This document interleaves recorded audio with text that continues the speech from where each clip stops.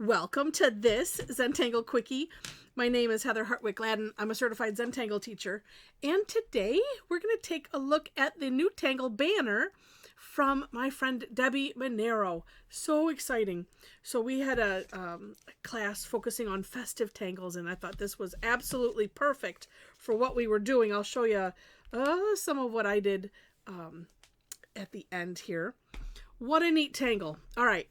And really, gosh, so many different uses. All right, starts off, and actually, and relatively easy as well. Starts off with a couple of parallel lines. Now, this is you'll have to determine, well, how thick do you want to have it? Are you putting anything inside?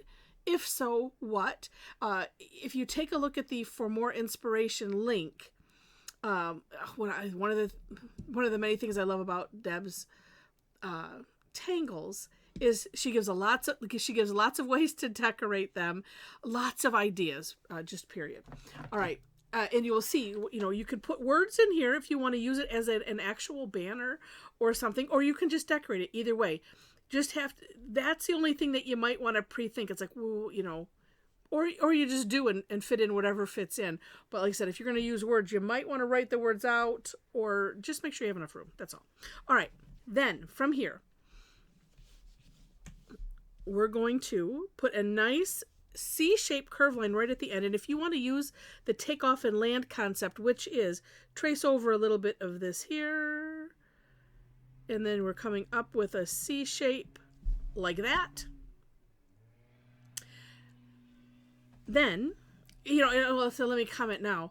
One of the things that I like that Deb did here is she separated the steps in doing this where, especially if you're new to Zentangle or I say unfamiliar with the Tangle Muka, because this one, you can do the next few steps in one stroke. If you're familiar with Muka, then it's not going to necessarily be a problem. But I love that she separated about into the elemental strokes just to show, here's how you do this. Because there's a lot of times where I'm like, okay, that's nice. How did you get to that point? And I usually will then separate them out. But Deb does a nice job of doing that. All right. So then from here, from this end, we're going to do another C-shaped curve line coming up here.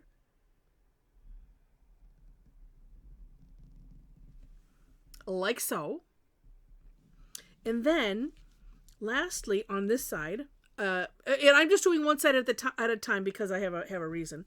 We're going to take this and end it right here.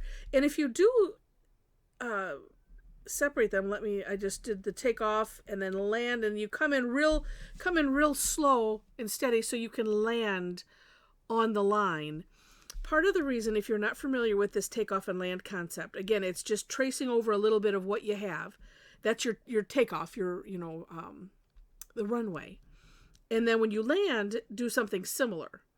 So that way you end up with less like stop and start bumps in your ink, and it makes it flow nicer. Okay. Now, if you want to do the separate steps, you can do, those steps and just do them on either side. The same, C shape, C shape, this C shape, this C shape. You can do that. Or do it all on one side, turn it over. Essentially, you're rinsing and repeating. But I did want to show how you could essentially do this in one stroke if you wish to. And sometimes I do have to think about it. All right, so we're going to come out here with the C shape. And then this is what, I was like, okay, I had to think about it because I'm doing it too in a different direction and different context than Muka, so I had to think. But there you go. So it's just come up. Well, and let me show you, because if you don't know Muka, let me just show you. This is this here, right here. You come up, around, and then this is Rick's version. You make the bulb, and then come back down, and then you would just continue on. It's just such a lovely tangle. And then there's other ways, this is infurled. You could do it, outfurled. Anyway, it's just neat, but it's this stroke And, but anyway, and that's what that is. So it's really, really neat. Now, Deb shows some ways to decorate it. I'm gonna go ahead and we'll decorate it the way she's got it here. So she has if you want to put like an orb or something in the center, and then she has some nice little flux shapes, and the flux shape is just, it's kind of like a teardrop or a tethered orb. So we think of an orb just like this, right? But here, if we tether it here, you come out and then you're coming back to that same place. Oh, and then we'll do it on the other side too.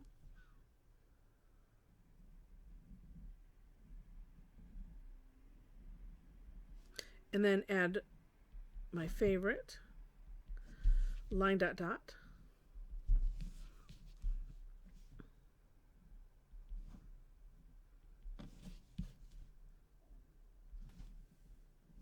Like that. So fun. Now, I mean, and you can decorate it however you want. I like to make sure to let you know that, because me, a lot of times I'll think, oh, I have to do it that way because I'm more of a rule follower, and you give me me instructions so I can follow them because that's what I like to do. But know that you can do whatever you want on the inside, and Debbie gives us some nice ideas there. Now I'm going to play with this just kind of as I would regular muka. I like to put like a little C shape in there. Sometimes I'll do that with a pen. Yeah, that's fun. And then actually, because here's what I'm thinking. I don't know about going in there. I'm going to do maybe on the whole border. I don't know. I'm just going to do parts and see what happens. Let's bring that into the middle a little bit. Probably do the whole.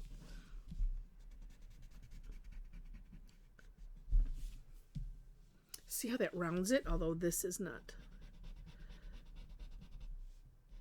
It's not. I have to find a word. It's not gradiating.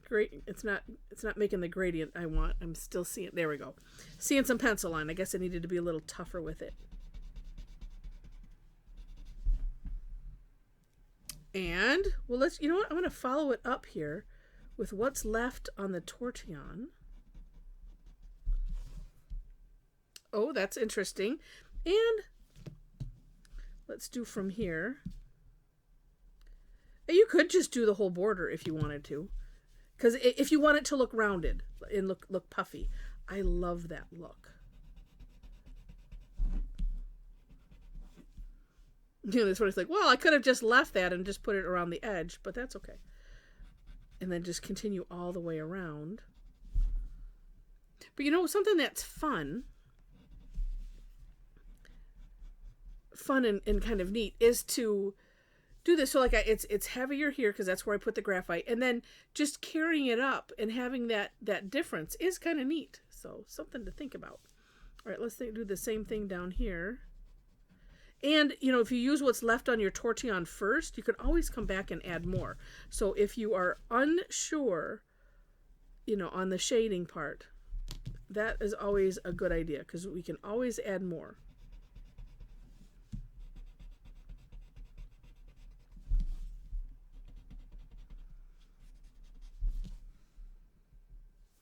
And let's get that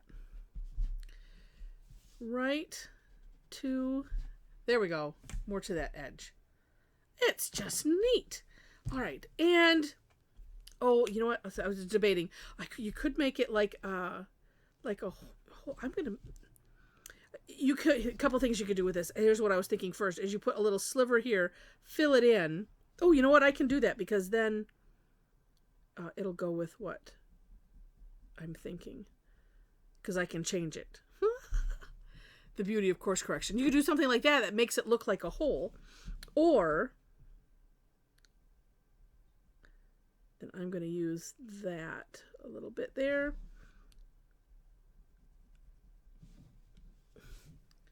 What did I... Oh, apparently I switched up which pen I was using. Let me switch again. That one has the barely any nib because I've used it too much. All right. And so I like to sometimes, if there's enough room, leave a little sliver. And so if you've not seen me do this before, when I make the orbs on here with black and white, I try to do this, at least creating the circle, so it creates a shine. And here it's not so curvy, but you just add black to just remove some of the white, and it's just it's just fun. You could also add, and this is how you would do it without a white gel pen. You can always add the white gel pen afterwards, and then it doesn't have to compete with the black ink, which is sometimes nice. So, how fun is that? All right, now this is screaming to me that this needs a little bit of something right here, but just a little bit darker. A little more concentrated, yes. To separate it a little bit from the rest. Okay. Oh, and you know what else? Well, I'm going to think about it. Something else, here's what I'm thinking about. So if I wanted to have these seeming like they're raised up and on top, you could put graphite around the outside, and I'm going to debate on that. And that will look like it's raised up, so that could look kind of neat. I'm going to think about that. While I think about that, if you're enjoying this, please click the like button. And if you like it enough to see more and haven't done so yet, would love to have you be a subscriber to the channel. Let me show you. See, the first one I did, where did it go? Rather big. I don't know exactly what I'm doing with it yet. And apparently I don't know where I put it. Oh, here it is. So I did this on a big Zentala. And it's like, woo! And, I might put, some words in here or something. I don't know. I have enough room to play. This one, because when I saw it on Deb's step out, she connected them. So you could create a border with this as well. And what I immediately thought of was one of my favorite tangles, laced. And I need to redefine this. And, and having fun with that and kind of lacing them together, connecting. Because this is what she has here is, if you do them, in a row and you can connect them this way. I'm going to put something. I don't know what I'm going to put in there yet. I'm going to put something. But anyway, so another way to use it. So we had a lot of fun with this and a bunch of other tangles. Today was festive tangles. It's one of the classes that I have that does have a fee or is included in the club membership. And we just went through a whole bunch of tangles, introduced this one, introduced this. I'll probably do this one tomorrow. And just to kind of get ready for, if you want to add a little tangling on things that you do, cards that you send out. We're going to be talking about decorations and doing more things, more projects with the paper, creating things in 2 weeks. So if you are interested, I was like, it's not posted yet. If you're interested, you'll want to follow me either on Facebook, or on the other places that I post classes. Facebook is primo. I put most everything there first.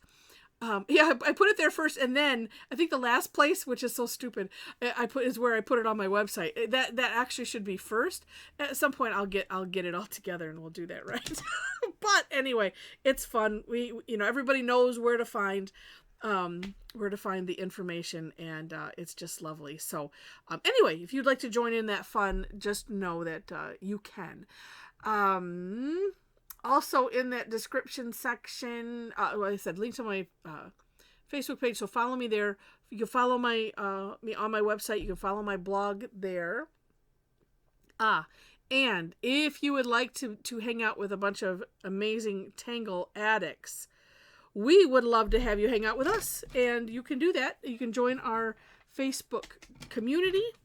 It's a private group, and there are 4 questions that you need to answer in order to gain entry. I just like to make sure that you know that. And, I forget what else. And I'm still deciding on this. I don't want to have the graphite remorse, but I think that it would look really neat, and I think that we should do it, so I'm going to do it. While I think of anything else that I might have not neglected to say, as I usually do. Because I do things at the end or in the middle. It just depends. give the, versus like recording a something to put on the end. Because that way I can change it up whenever I want. All right. Oh, yes.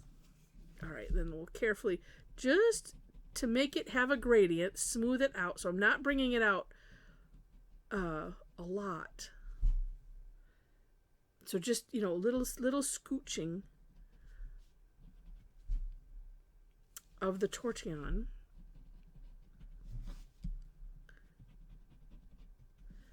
Oh, yes. It needed that, didn't it?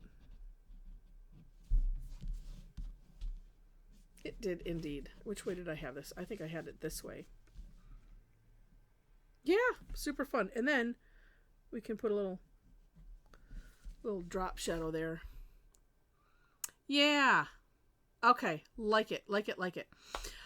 What a fun tangle. Again, I hope you enjoyed it. It is just so neat. Of course, I'm just thinking about it now just because of that line.